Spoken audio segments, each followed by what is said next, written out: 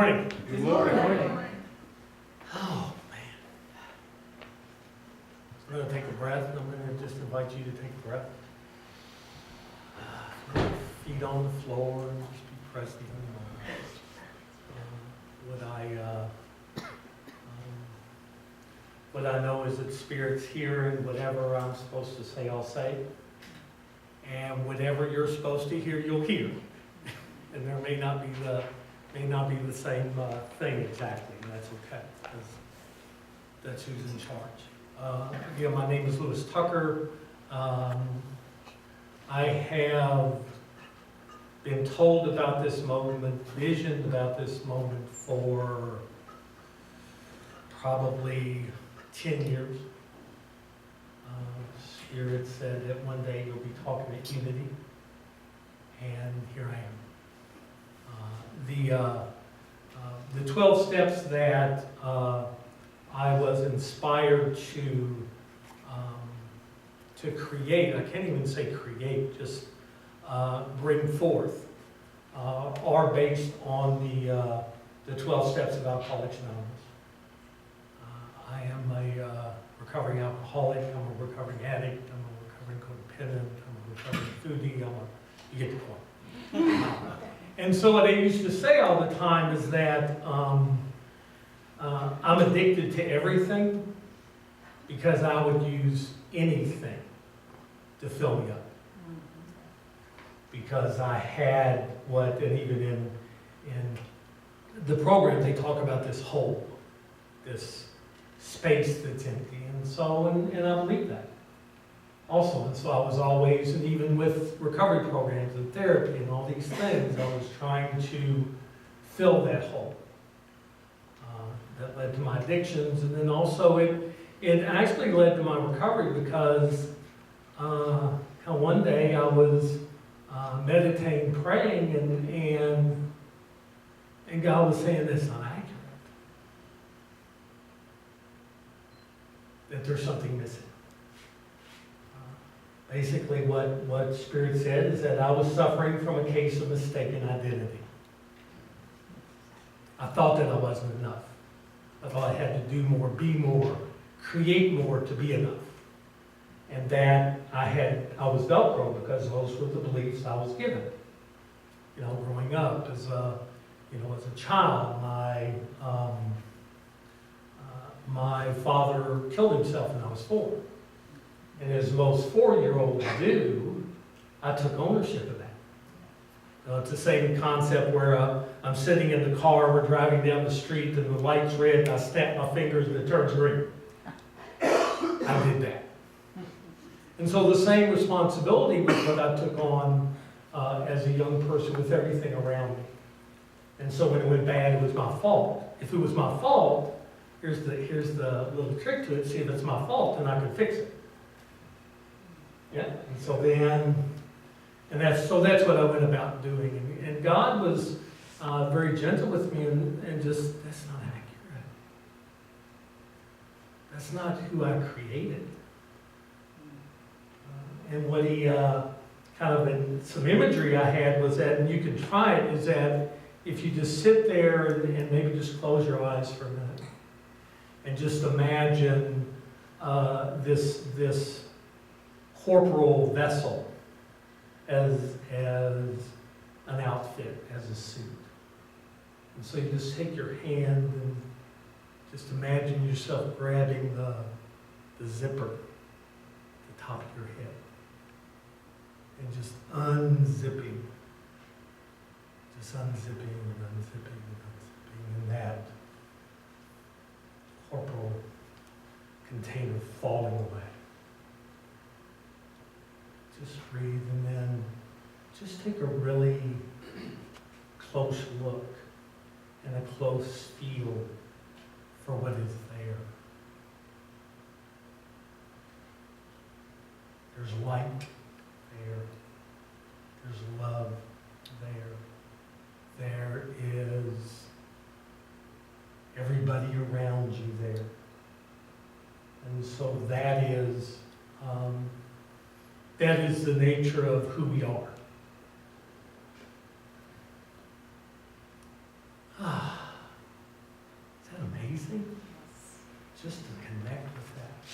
And so in coming up with these 12 steps, again, my orientation with recovery and AA and NA saved my life. And I worked really hard, did a lot of things around that, and I know it saved a lot of other people's lives. And I'm also, in my past life, I was an addictions counselor. And so I helped teenagers and family members and others work through things, and there was a lot of success. And yet there was a lot of what we call relapse. There was a lot of falling back into things. And so for me, is the more that I did my own work and helped others, what I realized was that, and others have talked about this, is that I have a certain number of beliefs about myself that I live by. And some of them are very wholesome and healthy beliefs, and some of them are not so healthy. And yet they're my beliefs, and those are what I live my life through. And so, just as a person relapses into drugs and alcohol, I would relapse into old behaviors, sabotaging behaviors. I'd get right to that moment when God was providing everything for me, and then something would happen, or I would do something, and then it would fall apart. I know nobody else in here has experienced that moment yet. There we go. A hand or two. And yet, because it was that belief that, well, you're just not enough. You know, it's just like with the 12 steps. Well, all this stuff has already been said. You really don't have anything to say. And so, you know, I would project onto you all the squirrely beliefs I had about myself. And so again, in working with the steps, the thing that always kind of, for me, and this is just my opinion, reinforced those things was part of the wording of the steps. Fearless and moral inventory. They got me drunk a couple of times. I didn't want to do that. Shortcomings, character defects, wrongs, all this verbiage that I think when it made perfect sense in the 1940s and 50s and 60s and on, and yet this is a new day. And so I was inspired to switch those around. So, for example, we admitted we were powerless over alcohol, our lives had become unmanageable. And then for me it went to, we admitted we were powerless over fill in the blank.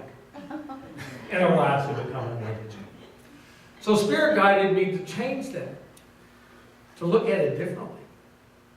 And so it was, and is, we acknowledge we are powerful beyond our beliefs, and decide to live a simple life. And that's that unzipping, that's that, here I am. You know, there's certain, also do energy work and healings, and there's certain practices and certain traditions that believe that the soul is too big to fit in the body. And the soul actually attaches to the outside of the body and radiates out. Interesting concept. And so with this step, we begin to look at what the beliefs are that cause us to be small. And there are many for me. And I was doing some work the last couple of weeks, and I've done a lot of work throughout my life because, I was pretty sick. In that work, worked through my dad, worked through my alcoholism, all these things. And then there was just something that came up when I was preparing for this talk. Because I was doing some things to kind of, my friends will tell you, I was doing some things to kind of sabotage it. And so I went into some meditation, I went into some work, and what had happened is when I was 16, I played football. I played football on a very good team. And we were playing our cross-city rival for a chance to go to the state championship. And I was what's called the long snapper. So I centered the ball to the punter, if you know anything about that. Okay, and so I centered the ball and it went way over his head. And they scored, and we lost. Well, at the time, it didn't dawn on me, and yet the energy of all my teammates, the energy of some of my coaches, was that it was my fault we lost. Now, we lost because we didn't score enough points, and they scored more points. That's why we lost. So as a grown-up, I can see that, but as a 16-year-old, I took that in. And so there was this belief about, at the very end, when the pressure's on, I'm going to do something to mess it up. And I'm not a quitter, so I will do what I need to do. And yet, in that moment, I'll do a little something. Because if it's going to mess up, guess who's going to mess it up? Me. So at least I can say, well, see, I'm the one that messed it up. And that gave me a bit of control. So anyway, they're just, and so for me, I say that to say that this is a process. This is lifelong work. There are layers and layers and layers of beliefs that we have that will show up and will challenge that belief of our divinity. And yet it's important to maintain the connection with our divinity. And so then the second step of Alcoholics Anonymous is came to believe that a power greater than ourselves could restore us to sanity. There's none of those I'm crazy messages. For these 12 steps, it's come to know that a power greater than ourselves lives within us. God's not out there. He's not out there. She's not out there. There's nothing, there's no report card. There's no grading system. I always believed that I had to do this much or then God will kick in. Right? That I have to be so much, I have to earn God's help. And God just laughs. Just chuckles and whatnot, going, no. And then, of course, there's the idea of the ego. Now, the ego is the part of me that took those beliefs and worked out a plan to help me survive. How do I navigate being a Jewish boy in a Catholic school? Hello. Especially when, I was telling somebody earlier, is when I would ask, the nuns, so where in here does it say anything other than Jesus was a good Jew? He was just trying to change the contract from a control and service to a self-expression and self-love, which is what we're in the middle of shifting right now. And so, again, it's the idea of, and the ego loves separation, loves polarity, loves either or, loves yeah but. Nobody in here said that. Oh boy, that guy, he was up there talking about divinity and he was talking about God, and I was just all on top of that, but. Right? But. And so then, my particular ego, his name is Lars. He's a large Scandinavian man. He's always looking out over the horizon for danger. And for him, change means death. So when I'm looking at being connected to God, all those kind of things, he had a database of things that happened in my life when God didn't show up. I know nobody else in here had that either. But all of a sudden we were alone. It's that, it's that poem about, the footprints. And there were two set of footprints, and then there was one, where did you go, God? And God said, that was me carrying you. So again, it's that idea of integration. It's an idea of pulling, it's not even pulling God back in. It's about breathing and allowing God to burst out. And then the God in me bursts out and touches the God in you, and you, and you, and you. And so then there is no polarity. There is no separation. And so that is, again, that's a shift that we as a people, as a world, are going through. When they talk about, the end of the Mayan calendar, and the end of things, and then things staying the same. So my perspective is that we were living and existing in the third dimension, which is about control and service. And with that shift, what happened is we're moving now through a fourth dimension of transition to the fifth dimension, which is about self-expression and self-love. If I love myself, truly love myself, if I express myself authentically, I add to you. And I contribute to you. And you contribute to me. And we all, a friend of mine once, I live in Prescott, Arizona, and my friend of mine has a vision that there's going to be a group of us that goes to the town square and sings Kumbaya. I love you. Some people are, well, what are they going to think of you? And who cares?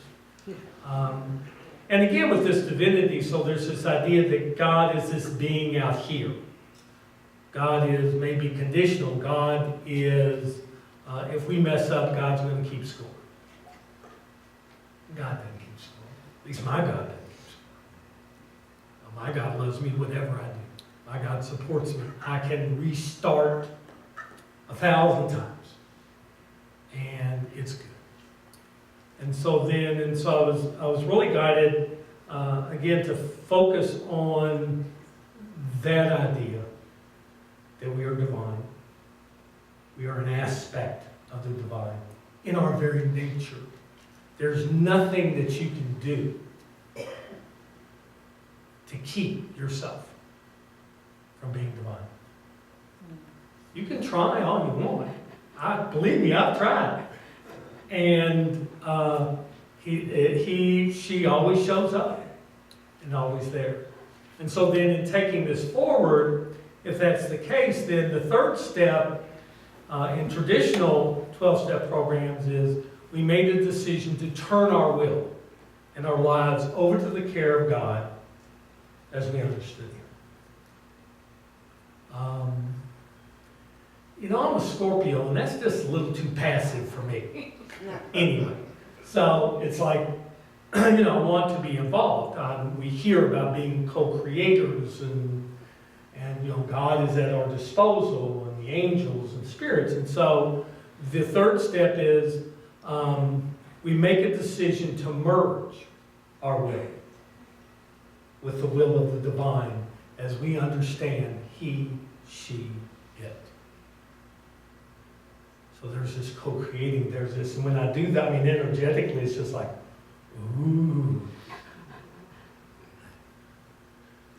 I'm pretty bad now because of who I have with me. So it's that taking ownership of my life, taking responsibility for my part. And again, and looking back at AA, all the things that I learned in AA, all the slogans, everything are applicable. Let go and let God. Plan plans, not outcomes. All those kinds of things. I was fortunate enough to have a sponsor that told me to look at all those slogans as Egyptian riddles.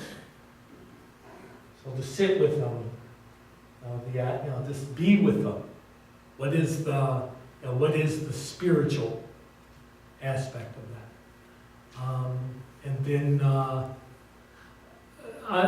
as most of you know, I'm giving a talk later on today, 12:30 to 2, getting into more details about the steps. in addition to,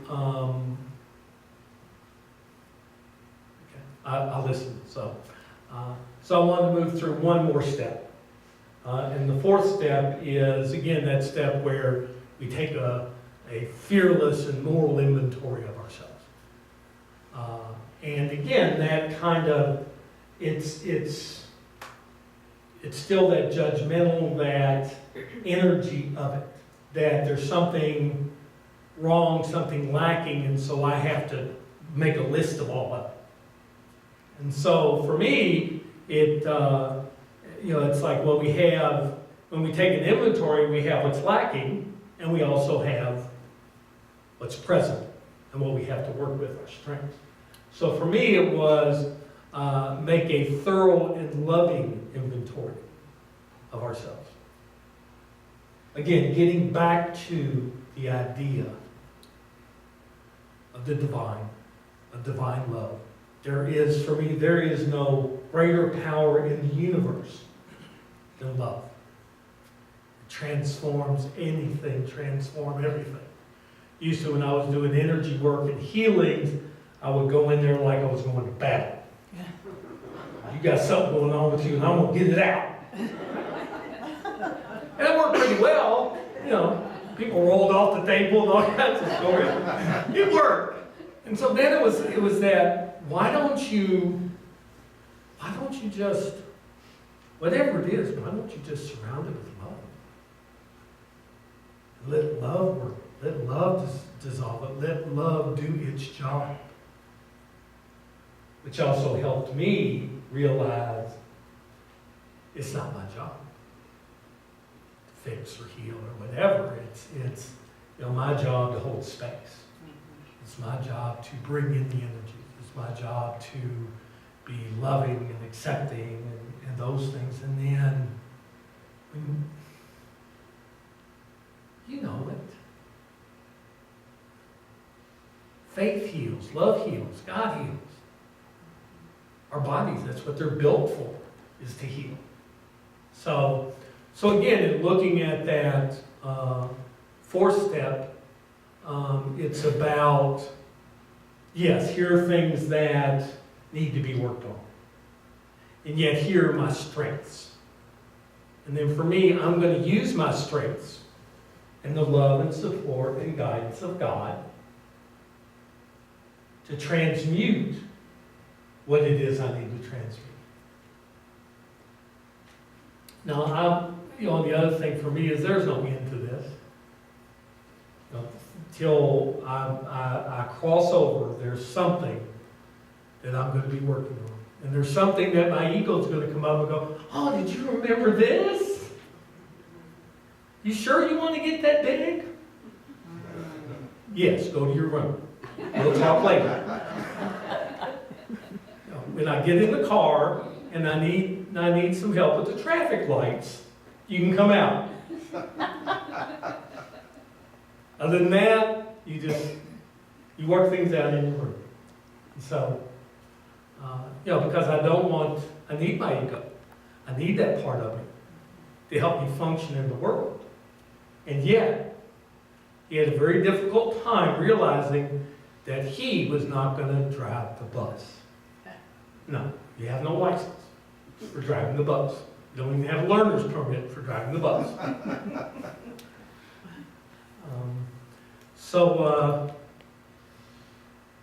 Again, I can look back at Dee, see how my time is. She's like, What else do you have to say? you don't even want to ask me that question. See, she helped me out. That was my cue. Come back at 12:30, then you'll see what else I have to say. So thank you for that. So as I worked through these steps, then Spirit began to just inspire me with all these different tools.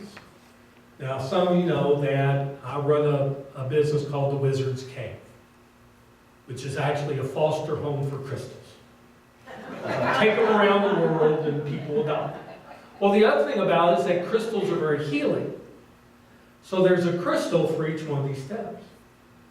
There's an essential oil for each of these steps. there is an angel. There is, I talked to a friend of mine that's an astrologer, and there's an astrological side. There are all these things, and I was in the shower, and that's when I talk to God a lot, because he's very accepting. And so, it was like, well, this is kind of gimmicky. This is, I don't know about this. And he said, this is my work. If you take things too seriously, if you bring it to people too seriously, that's what these pieces are for, is if someone in their work is visual, then we have a piece of art to help them integrate and to help them meditate. If their senses, their smell, or the hearing, or whatever is how they bring about change, then we want to give them every pathway possible to do that. And I'm like, and so I could relax into it. Like now, I'm more relaxed because I'm not in charge of this. No, I just do what I'm told. And I bring things forward and I share with you, and that's, man, I'm glad I don't have that pressure. Because there was a time when I would want to outlock with each one of them. Make sure that you heard what you need to hear. And I was like, okay. That's good. So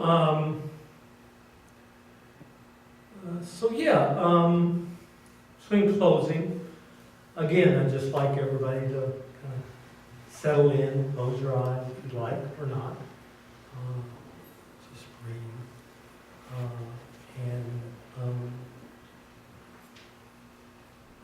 I ask the highest vibration of the divine feminine and masculine to come in and transmute any and all fields of energy, thought, emotion, and physicality that no longer serve us, those that may not be our own. And may we be filled with love and light and clarity, and the connection with the knowing that resides within us. Have a blessed day.